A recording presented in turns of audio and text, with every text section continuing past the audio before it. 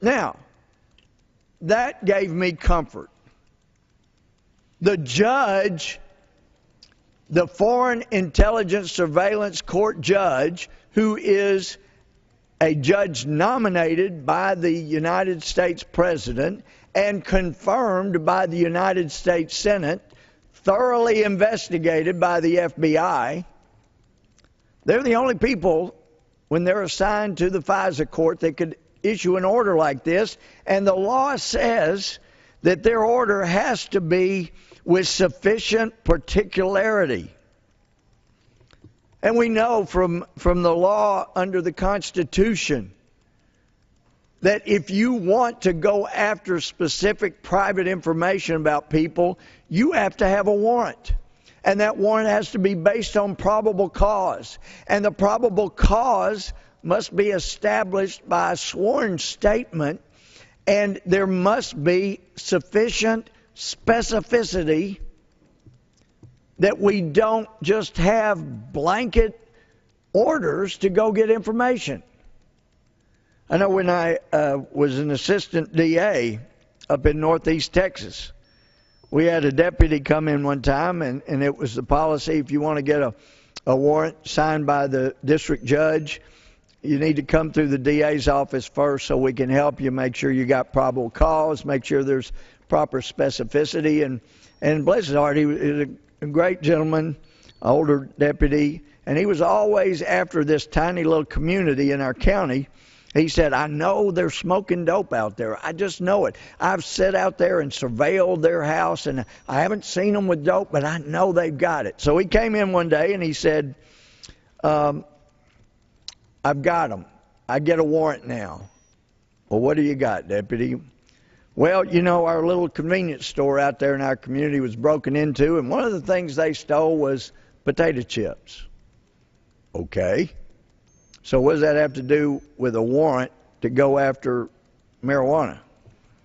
Well, the place I've been surveilling and watching, I found out absolutely for sure they're having a party Friday night, and they're going to have potato chips there.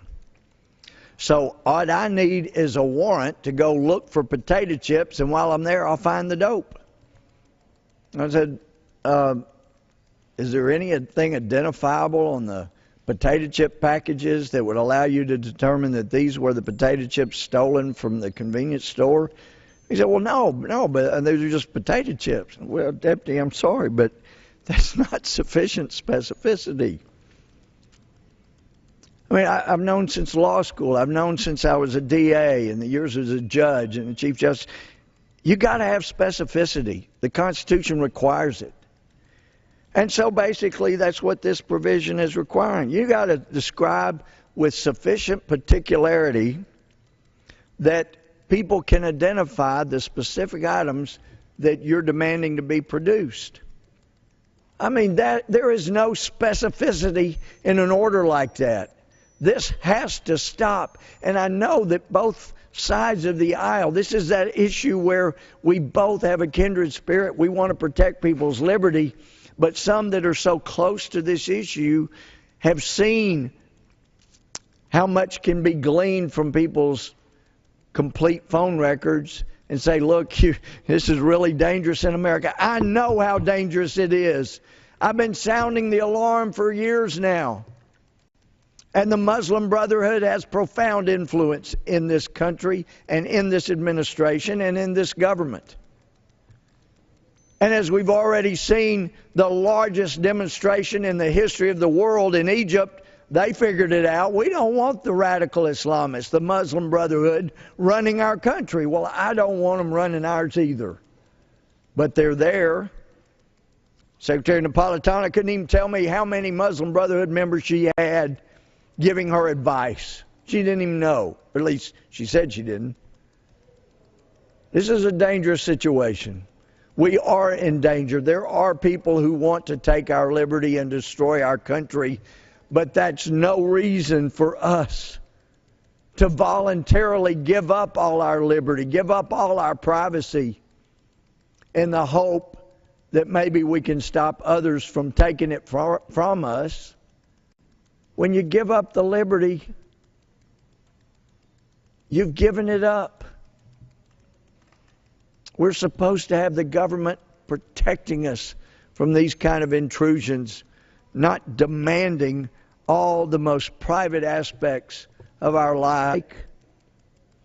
I thought I was being rather cute when I told my colleagues across the aisle who were very concerned that the government might get more than just information about contacts with foreign terrorists.